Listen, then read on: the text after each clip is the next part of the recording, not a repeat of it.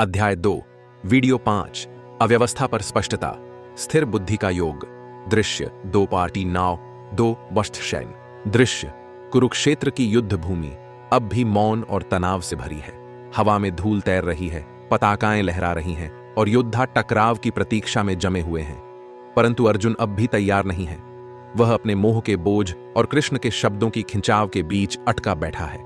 अभी कुछ ही क्षण पहले कृष्ण ने उसे निराशा से जगाया था इस वज्रवाणी से, तुम शरीर नहीं हो, आत्मा को मृत्यु छू भी नहीं सकती।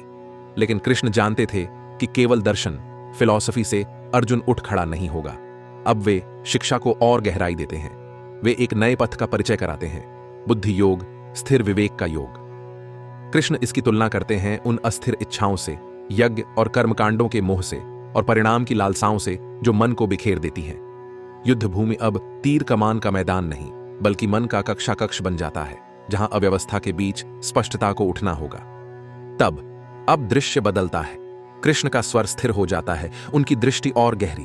अर्जुन, वे कहते प्रतीत होते हैं, मैंने अब तक तुम्हें सांख्य के द्वारा आत्मा का ज्ञान समझाया है। अब योग सुनो, बुद्धि को कर्म में उतारना। बुद्धि योग जीवन त्यागने का नाम नहीं, बल्कि उसे सही दिशा में जीने का नाम है। यह आवेग से नहीं, बल्कि विवेक से कर्म करना है। यह भ्रम नहीं, बल्कि स्पष्टता से जीना है। कृष्ण अर्जुन को एक और खतरे से भी आगाह करते हैं, कर्मकांड और स्वर्ग की लालसा। अर्जुन की दुनिया में पुरोहित यज्ञों और हवनों का बखान करते थे, जो स्वर्ग, धन और सम्मान का वादा करते थे। कृष्ण इसे बहुशाखाओं का मार्ग कहते हैं। ऐसे वचनों में फूल हैं, पर फल क्षणिक। वे मुक्ति से भटका देते हैं। अर्जुन के लिए यह एक निर्णायक पल था। उसे धर्म के लिए युद्ध को योग के रूप में देखना था, या फिर यज्ञों और बहानों में उलझ जाना था। कृष्ण यहां समत्व की शिक्षा भी देते हैं, सफलता या असफलता से जुड़े बिना कर्म करना। यही है बुद्धि योग, वह विवेक जो मन को मोह और तूफानों के बीच भी स्थिर रखता है। अब सोचिए, यह शिक्षा आज कितनी प्रासंगिक है। हम यज्ञ नहीं करते, परंतु हमारा संसार विकर्षणों से भरा हुआ है। हर जगह वादे हैं, यह कोर्स लो और अमीर बनो, यह गैजेट लो और जीवन बदल जाएगा, यह ट्रेंड फॉलो करो और सब तुम्हें चाहेंगे। सोशल मीडिया इस शोर को और तेज कर देता है। हर कोई अपनी झलकियां दिखा रहा है, त्वरित समाधान बेच रहा है, चमकीली वस्तुओं के पीछे भाग रहा है। परिणाम, बिखरा हुआ मन जो कभी स्थिर नहीं रहता, कभी शांति में नहीं होता। यही आधुनिक कर्मकांड है। FOMO fear of missing out की पूजा, अंतहीन विकल्पों की पूजा और सतही पुरस्कारों की पूजा। अर्जुन की तरह हम भी हर दिन चौराहों पर खड़े रहते हैं। क्या हम सबसे ऊंची आवाज का पीछा करें, या फिर बुद्धि योग में टिकें, स्पष्टता, विवेक और उद्देश्य में? कृष्ण का आह्वान कालातीत है। अपने मन को शोर से मत चुराने दो। स्थिर बुद्धि जीवन का सबसे दुर्लभ रत्न है। यह लालचों को काट देती है और तुम्हें पर्याप्त में केंद्रित करती है। जब हर कर्म आसक्ति रहित हो जाता है, जब हर निर्णय भय रहित हो जाता है, तब जीवन स्वयं योग बन जाता है। केंद्र बिंदु। इन श्लोकों 2:29-2:13 का सार स्पष्ट है। अव्यवस्था पर स्पष्टता चुनो। बुद्धि योग हमें सिखाता है कि ज्ञान केवल आत्मा के शाश्वत होने की जानकारी नहीं है, बल्कि उसे दैनिक जीवन के शोर में जीना है। समत्व निष्क्रियता नहीं है, यह अनुशासन की सबसे ऊंची अवस्था है। जब दुनिया भय और प्रलोभन लटकाती है, तब भी स्पष्टता से कर्म करना। अपने आप से पूछो, आज तुम्हारा मन कहां बिखरा हुआ है? क्या यह सोशल मीडिया की अनंत स्क्रॉल में है, सहकर्मियों से तुलना में है, या परिणामों की चिंता में है? अगर तुम बुद्धि योग में जीते तो कैसा होता? विवेक से कर्म करते, पुरस्कार की आसक्ति छोड़ते और मन को स्पष्टता में टिकाते। यही कृष्ण की चुनौती है। कर्मकांड और परिणामों की चकाचौंध छोड़ो, बुद्धि योग के तेज में टिको। जब मन स्थिर होता है, उद्देश्य स्वतः बहता है, कर्म निर्भय हो जाता है और जीवन स्वयं योग में बदल जाता है। अगर यह संदेश तुम्हें छू गया है तो अपने विचार टिप्पणियों में साझा करो, और यदि तुम्हें मूल्य मिला तो इसे लाइक करो, साझा करो और सब्सक्राइब करो, ताकि और साधक भी इस गीता की शिक्षा से लाभ ले सकें और अव्यवस्था पर स्पष्टता का मार्ग चुन सकें। श्लोक 2:40 कभी व्यर्थ नहीं जाता कोई प्रयास। दृश्य कृष्ण के वचन गड़गड़ाहट की तरह मौन को चीरते हैं। इस योग में कोई भी प्रयास व्यर्थ नहीं जाता, न ही कोई हानि होती है। इस धर्म का थोड़ा सा भी अभ्यास महान भय से रक्षा करता है। उनके यह आश्वासन अर्जुन के कांपते हृदय पर कवच की तरह उतरते हैं। तब अर्जुन के लिए ये शब्द मरहम जैसे थे। वह विफलता से डर रहा था, यदि मैंने अपने परिजनों को मारा तो स्वर्ग खो दूंगा, यदि मैं चूक गया तो मेरा कर्म सदा के लिए कलंकित हो जाएगा। कृष्ण उस भय को काटते हैं। बुद्धि योग में जहां विवेक के साथ बिना आसक्ति के कर्म किया जाता है, वहां कुछ भी व्यर्थ नहीं जाता। यहां तक कि छोटा सा प्रयास भी रक्षा करता है, जीवन के पार तक सुरक्षा देता है। यह केवल एक युद्ध या एक जीवन का विषय नहीं है, यह अनंत काल का प्रश्न है। कृष्ण अर्जुन के भय को साहस में बदल देते हैं। पूर्णता की आवश्यकता नहीं, बस शुरुआत करनी है। अब क्या हम भी व्यर्थ प्रयास के डर से नहीं जूझते? हम पूछते हैं, अगर मैंने गलत करियर चुना तो? अगर यह निवेश डूब गया तो? अगर यह संबंध टिके नहीं तो? परिणाम की गारंटी न होने के कारण हम ठिठक जाते हैं। लेकिन कृष्ण कहते हैं, हर साहसी कदम, हर निस्वार्थ कर्म, हर क्षण जब आप भय पर विजय पाते हैं, वह सब जोड़ता है। जीवन पास फेल की परीक्षा नहीं है, यह साधना का अखाड़ा है, जहां केवल प्रयास ही प्रगति है। केंद्र बिंदु, यह शिक्षा मुक्त करती है। जहां हो वहीं से शुरू करो। पूर्ण परिस्थितियों या निश्चित परिणामों की प्रतीक्षा मत करो। बुद्धि योग में किया गया कोई भी प्रयास आत्मा को शुद्ध करता है और भय को नष्ट करता है। अर्जुन के लिए यह जीवन बदलने वाला सत्य था। स्पष्टता से कर्म करो और भय मिटेगा। तुम्हारे लिए भी यही है। आज अपने आप से पूछो, कौन सा कदम मैं सिर्फ इसलिए टाल रहा हूं क्योंकि मुझे परिणाम की गारंटी नहीं? याद रखो, बुद्धि योग में कोई प्रयास व्यर्थ नहीं जाता। श्लोक 2:28, स्थिर बुद्धि वाला योद्धा। दृश्य, कृष्ण की दृष्टि और तीक्ष्ण हो जाती है। अर्जुन, इस योग में बुद्धि एकनिष्ठ और अचल रहती है, परंतु अस्थिर जनों की बुद्धि अनेक शाखाओं में बंटी रहती है। उनके शब्द जीवन के दो मार्गों को साफ करते हैं, एकनिष्ठ स्थिरता का मार्ग और बिखरी हुई इच्छाओं का मार्ग। तब अर्जुन, जो हजारों योद्धाओं से घिरा बैठा था, इस स्मरण की आवश्यकता में था। उसका मन बिखरा हुआ था, धर्म, परिवार, भय, अपमान, स्वर्ग, नरक, वह बहुत सारी शाखाओं में उलझा हुआ था। कृष्ण कहते हैं, योगी का मन तीर की तरह होता है, सीधा, अडिग, स्पष्ट। अस्थिर जन का मन जंगल की तरह है, बिखरा हुआ, उलझा हुआ और निश्चयहीन। अर्जुन के लिए यह अत्यंत आवश्यक था। स्थिरता ही उसका एकमात्र हथियार बन सकती थी। अब क्या आज यही हमारी सबसे बड़ी बीमारी नहीं? हमारे मन बहुशाखाओं वाले हो गए हैं। ईमेल, नोटिफिकेशन, रील्स, अनंत विचार। हम काम शुरू करते हैं और बीच में छोड़ देते हैं। स्वास्थ्य चाहते हैं पर बिंज करते हैं, शांति चाहते हैं पर स्क्रॉल करते हैं, उद्देश्य चाहते हैं पर फोमो में डूब जाते हैं। कृष्ण की शिक्षा सीधे हमें संबोधित लगती है, बिना स्थिर बुद्धि के जीवन बिखरा, थका और अधूरा ही रहेगा। केंद्र बिंदु, श्लोक 2:28 हमें चुनाव करने को कहता है। क्या हम बिखरे हुए रहना चाहते हैं या स्थिर? बुद्धि योग मन को एकनिष्ठ करने की कला है। कल्पना करो, जब तुम एक ही उद्देश्य को चुनो और हजार प्रलोभनों को छोड़ दो, वही स्वतंत्रता है, वही शक्ति है। अर्जुन को युद्ध के लिए स्थिरता चाहिए थी, हमें जीवन के लिए। स्थिर बुद्धि वाला ही योद्धा आंतरिक और बाहरी दोनों युद्ध जीत सकता है। श्लोक 2:42 फूलों जैसे शब्दों का जाल। दृश्य, कृष्ण का स्वर और तीखा हो जाता है। वे लोग जो इच्छाओं में फंसे रहते हैं, अर्जुन, वे पुष्पित वाणी में आनंद पाते हैं। वे यज्ञ और कर्मकांडों का बखान करते हैं, स्वर्ग और सुख का वादा करते हैं, पुनर्जन्म और भोगों में उलझे रहते हैं। उनका मन इन शब्दों में बह जाता है और स्थिर बुद्धि में नहीं टिकता। युद्ध भूमि, जहां पहले शंख गूंज रहे थे, अब वाणी के इस शोर की ओर संकेत कर रही है। तब अर्जुन एक ऐसी संस्कृति में पले बढ़े थे जहां पुरोहित यज्ञों के द्वारा स्वर्ग का आश्वासन देते थे। यह करो, वह मिलेगा, देवताओं को प्रसन्न करो और सुख पाओ। कृष्ण उस पर्दा हटा देते हैं। ऐसी पुष्पित वाणियां मन को बांधती हैं, उन्हें मोक्ष से दूर रखती हैं। अर्जुन के लिए ये लुभावने बहाने थे, युद्ध से बचने का आसान रास्ता। लेकिन कृष्ण दिखाते हैं कि कर्मकांड का चिपकाव भी भय का ही दूसरा रूप है, हानि का भय, जो भक्ति का रूप धारण कर लेता है। अब क्या आज भी पुष्पित वाणी हमें नहीं घेरे हुए है? विज्ञापन, इन्फ्लुएंसर्स, त्वरित समाधान, सब हमें स्वर्ग का वादा करते हैं। धन, सौंदर्य, लोकप्रियता। हम कोर्स खरीदते हैं तत्काल सफलता के लिए, प्रोडक्ट्स खरीदते हैं शाश्वत यौवन के लिए, नौकरियां बदलते हैं सुख की खोज में। लेकिन कृष्ण चेतावनी देते हैं, यह मोहक वाक्य केवल भ्रम है। कर्मकांड का रूप बदला है पर चेस वही है। केंद्र बिंदु, श्लोक 2:44 वचन देता है, मोहक वादों से सावधान रहो। उपाय, केवल स्पष्टता। बुद्धि योग सिखाता है, चमक के पार देखो, शोर के बीच काटो। अपने आप से पूछो, आज मैं किस फूलों जैसी वाणी के पीछे भाग रहा हूं? सफलता के नारे, सोशल ट्रेंड्स। कृष्ण फुसफुसाते हैं, उद्देश्य को वादों पर मत बेचो। ज्ञान भीड़ में नहीं पनपता, यह एक स्थिर और केंद्रित मन में पनपता है। श्लोक 2:30 इच्छाओं की जेल। दृश्य, कृष्ण दृढ़ता से कहते हैं, उनका मन सुख, धन और शक्ति में अटका रहता है। वे इच्छाओं में ऐसे बंधे होते हैं कि उन्हें उसके पार कुछ भी दिखाई नहीं देता। ऐसे लोग कभी समाधि की स्थिर बुद्धि को प्राप्त नहीं कर सकते।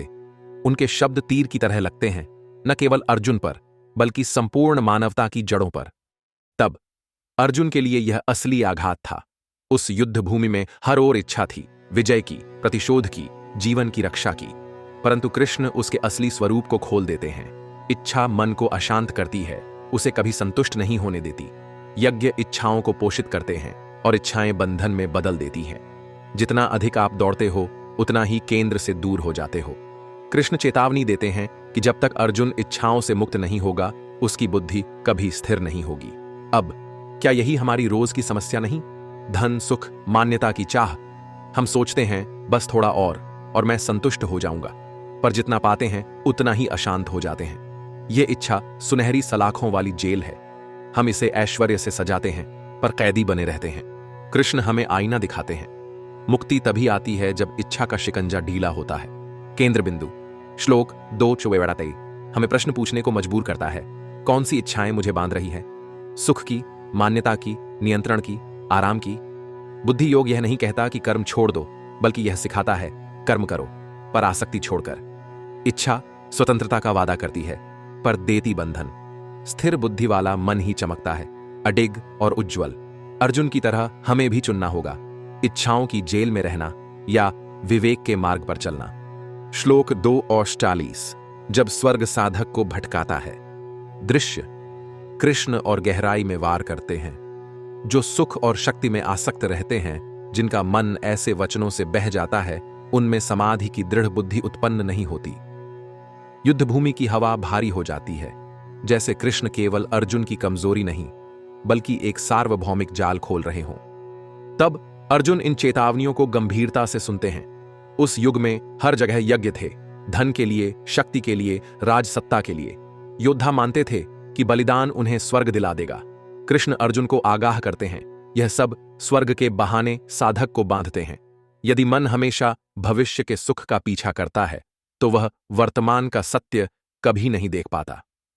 अर्जुन के लिए यह स्मरण अनिवार्य था। उसका युद्ध स्वर्ग पाने के लिए नहीं, बल्कि धर्म के लिए था। अब आज स्वर्ग ने रूप बदल लिया है। अब वह आकाश के महलों में नहीं, बल्कि प्रमोशनों, सपनों के घरों, छुट्टियों की पोस्टों और सोशल मीडिया की तालियों में है। हमसे कहा जाता है, बस यह हासिल करो और सुख मिल जाएगा। पर हमारा ध्यान बिखर जाता है, हमारी आंतरिक शांति कभी स्थिर नहीं होती। कृष्ण का संदेश आज हमें झकझोरता है। बाहरी लाभों में उलझाव आंतरिक समाधि को कमजोर कर देता है। केंद्र बिंदु। श्लोक 2:34 सीधे पूछता है, क्या तुम्हारे कर्म स्पष्टता से प्रेरित हैं या भविष्य के सुख की लालसा से? स्वर्ग बाद में नहीं है, वह अभी है, स्थिर और निर्विकार मन में। जो साधक बुद्धि में टिक जाता है, वह सुख दुख को बादलों की तरह देखता है और उनके पार चला जाता है। आज की चुनौती है, बाहरी कभी मिलेगा के मोह में मत फंसो, बल्कि वर्तमान की स्पष्टता में टिको। श्लोक 2:48 त्रिगुणों से परे, द्वंद्वों से ऊपर उठो। दृश्य, कृष्ण का स्वर नरम होता है, पर उसमें अपार शक्ति है। वेद मुख्यतः 3 गुणों, सत्व, रजस और तमस से संबंधित हैं। लेकिन हे अर्जुन, तुम इन गुणों से ऊपर उठो, द्वंद्वों से मुक्त हो, शुद्धता में स्थित रहो, संग्रह और संरक्षण से परे हो और आत्मा में स्थिर रहो। तब यह शिक्षा क्रांतिकारी थी। वेद, जिन्हें अंतिम प्रामाणिक शास्त्र माना जाता था, उनके अनुष्ठान त्रिगुणों के प्रभाव में थे। कृष्ण अर्जुन को बताते हैं, इससे परे जाओ। सत्व की अच्छाई, रजस की महत्वाकांक्षा और तमस की जड़ता, ये सभी प्रकृति के खेल हैं। अर्जुन को इससे ऊपर उठकर आत्मा में टिकना है। यह केवल यज्ञ और संस्कारों का पालन करने की बात नहीं है, बल्कि आत्मा की शाश्वत स्थिरता को पहचानने की बात है। यह अर्जुन से कहा जा रहा था कि धर्म का मार्ग केवल अनुष्ठानों से नहीं, बल्कि आंतरिक जागरूकता और स्थिरता से आता है। अब हमारे जीवन में गुण निरंतर कार्यरत हैं। कभी हम सात्विक शांति अनुभव करते हैं, कभी रजसिक बेचैनी, कभी तामसिक आलस्य, पर अक्सर हम इन्हीं गुणों के गुलाम बन जाते हैं। सफलता असफलता, प्रशंसा आलोचना, लाभ हानि जैसे द्वंद्व हमें इधर उधर डगमगाते हैं। कृष्ण की शिक्षा यही है, इन द्वंद्वों से ऊपर उठो। तुम यह सब नहीं हो, तुम साक्षी हो। केंद्र बिंदु। श्लोक 2:45 हमें चुनौती देता है, तुम भावनाओं के गुलाम नहीं हो, न ही परिस्थितियों के। तुम शाश्वत आत्मा हो। जब तुम गुणों और द्वंद्वों से ऊपर उठते हो, तब स्वतंत्रता आरंभ होती है। यही सच्चा योग है, परिस्थितियों की कठपुतली नहीं, बल्कि आत्मा का नृत्य। श्लोक 2:46 बाढ़ के बीच कुआं। दृश्य। कृष्ण एक चित्र खींचते हैं।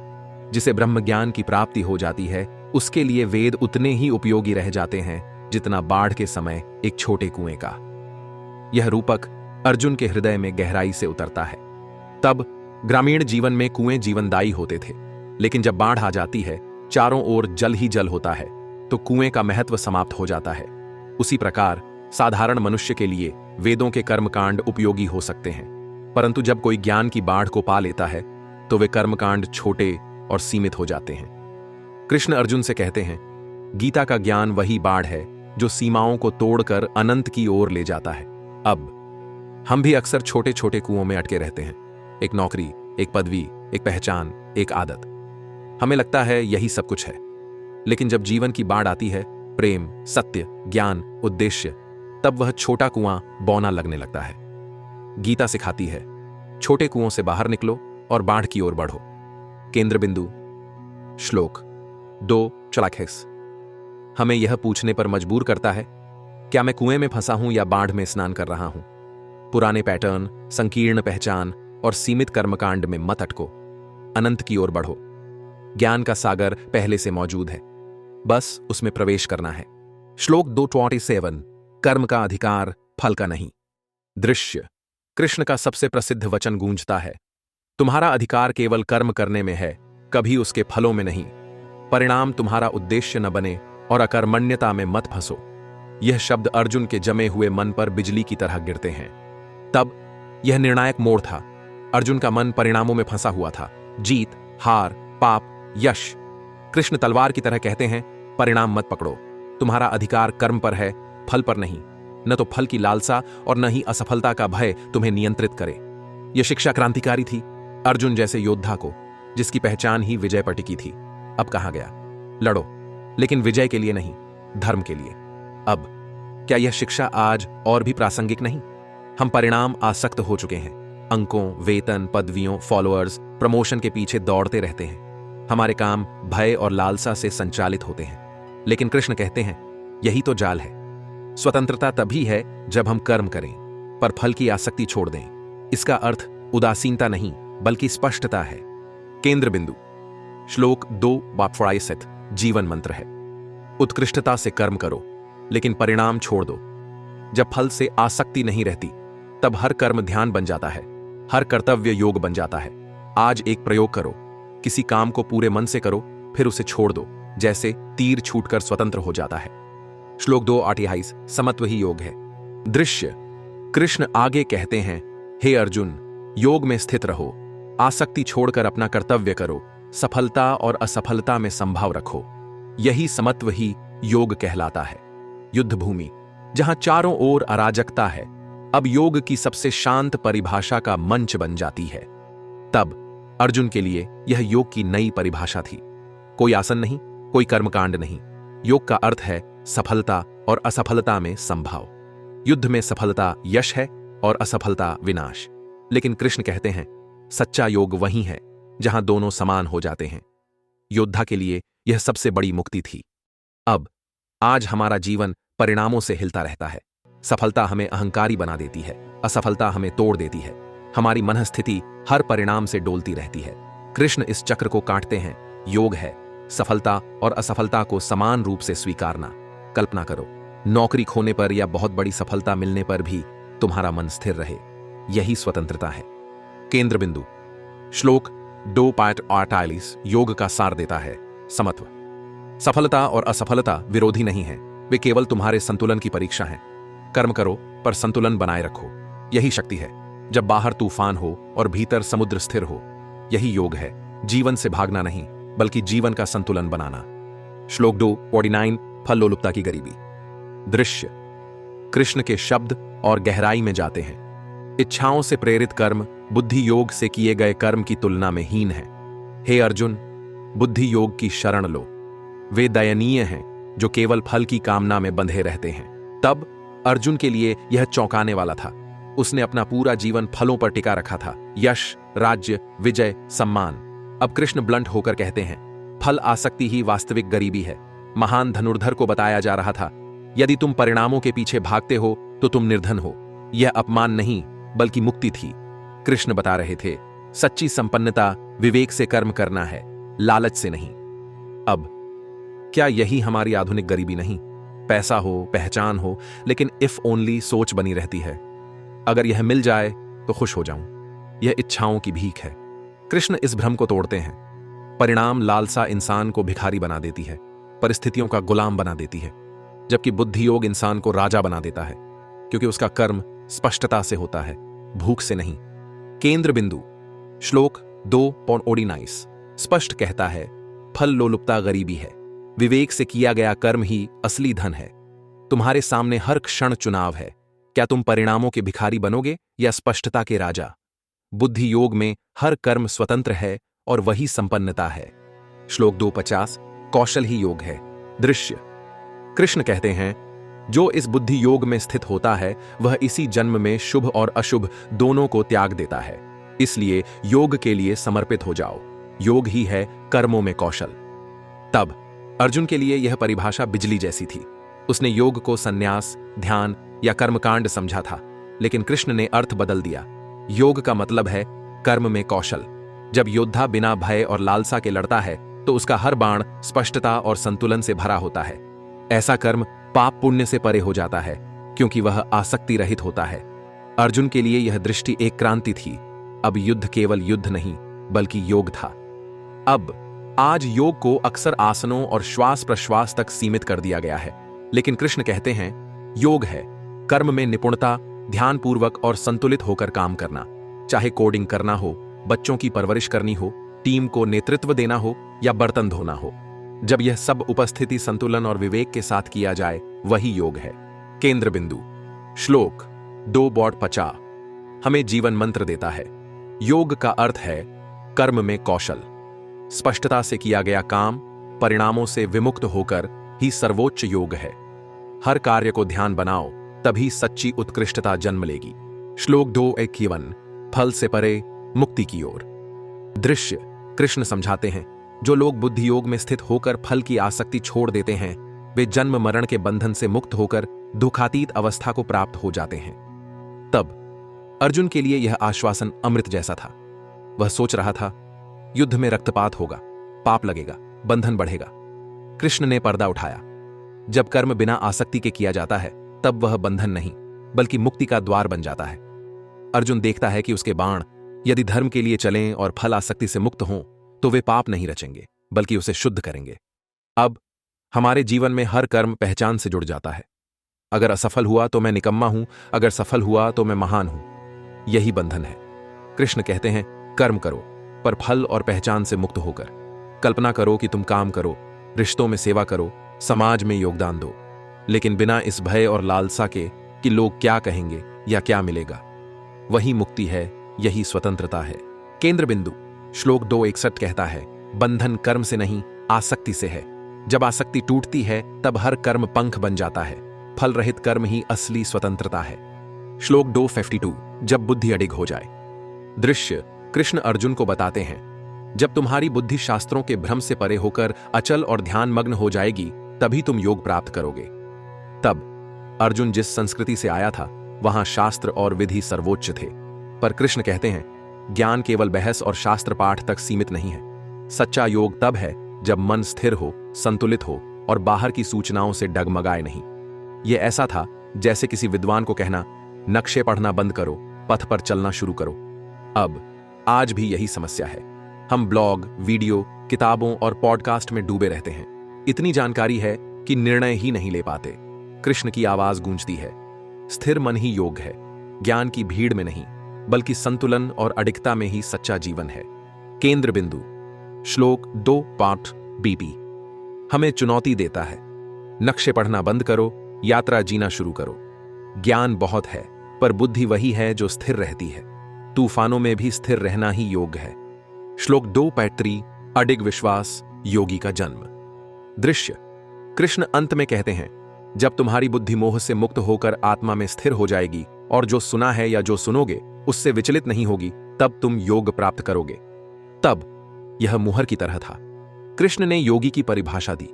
योगी वह है जो न अतीत की स्मृतियों से बंधा है और न भविष्य की चिंताओं से। वह आत्मा में अडिग है, शाश्वत में स्थिर है। अर्जुन के लिए यह पुनर्जन्म जैसा क्षण था। अब वह केवल भतीजा, योद्धा या संदेहग्रस्त व्यक्ति नहीं रहा, वह साधक बन चुका था। अब क्या यही हमारी समस्या नहीं? हम अतीत की असफलताओं और भविष्य के भय में उलझे रहते हैं। कृष्ण इलाज बताते हैं, आत्मा में टिक जाओ। जब तुम वर्तमान में आत्मा में स्थिर होते हो, तब न अतीत का बोझ और न भविष्य की आशंका तुम्हें डिगा पाती है। यही स्वतंत्रता है, यही योग है। केंद्र बिंदु श्लोक 2:3 आमंत्रण है, आत्मा में स्थिर हो जाओ। अतीत की आवाजें और भविष्य के डर तुम्हारे निर्णय तय न करें। योगी वही है जो संसार में रहते हुए भी आत्मा में अडिग है। यही स्पष्टता की शुरुआत है, यही अराजकता का अंत है। समापन अराजकता से स्पष्टता की ओर, स्थिर बुद्धि का योग। दृश्य युद्ध भूमि अब भी शोर से भरी है, लेकिन अर्जुन और कृष्ण के बीच कुछ बदल चुका है। अर्जुन का कांपता हुआ हाथ अब धीरे धीरे स्थिर हो रहा है, युद्ध समाप्त होने से नहीं बल्कि बुद्धि स्थिर होने से। कृष्ण ने उसे आत्मा का शाश्वत सत्य सिखाया और अब उसे परिणाम आसक्ति से मुक्त कर बुद्धि योग का मार्ग दिखाया। तब कृष्ण ने क्रमशः अर्जुन की भ्रांतियां तोड़ी। पहले बताया कि फल की लालसा गरीबी है 249, फिर योग को परिभाषित किया कौशल के रूप में 249, फिर समझाया कि फल रहित कर्म ही मुक्ति है 2 और अंततः दिखाया कि स्थिर बुद्धि ही सच्चा योग है 2 अर्जुन अब केवल विजय या पराजय के बारे में नहीं सोच रहा, वह स्पष्टता और संतुलन की ओर बढ़ चुका है। अब हमारा जीवन भी अर्जुन की युद्ध भूमि जैसा है। कभी हम फल के भिखारी बनते हैं, कभी जानकारी के बोझ में डूबते हैं, कभी अतीत और भविष्य के डर में कांपते हैं। कृष्ण की शिक्षा हमें यही याद दिलाती है, स्पष्टता ही स्वतंत्रता है, परिणामों से मुक्ति ही योग है। कल्पना करो, यदि तुम आज निर्णय लो केवल अपने धर्म के आधार पर, बिना भय और बिना लालसा के, तो कितना हल्का और मुक्त अनुभव होगा। यही कृष्ण का उपहार है। केंद्र बिंदु इन श्लोकों 2:3 2:5 का सार यही है। फल की आसक्ति गरीबी है, स्पष्टता से किया गया कर्म ही संपन्नता है। योग भागना नहीं बल्कि कर्म में कौशल और संतुलन है। फल रहित कर्म मुक्ति का द्वार है। स्थिर बुद्धि ही योग है, अतीत और भविष्य से परे, आत्मा में अडिग। तो अर्जुन की तरह हमसे भी प्रश्न है, कहां हम अभी भी फल के भिखारी बने हुए हैं? कहां हमारा मन बिखरा हुआ है? और क्या हम तैयार हैं स्पष्टता के योद्धा बनने के लिए? यदि यह शिक्षा आप तक पहुंची है तो इसे साझा करें, टिप्पणी करें और सब्सक्राइब करें, क्योंकि जब यह संदेश और लोगों तक पहुंचेगा तब हम सब मिलकर इस दुनिया में फल लोलुपता के भिखारी नहीं बल्कि स्पष्टता के योद्धा बनेंगे। यही है गीता की सच्ची साधना।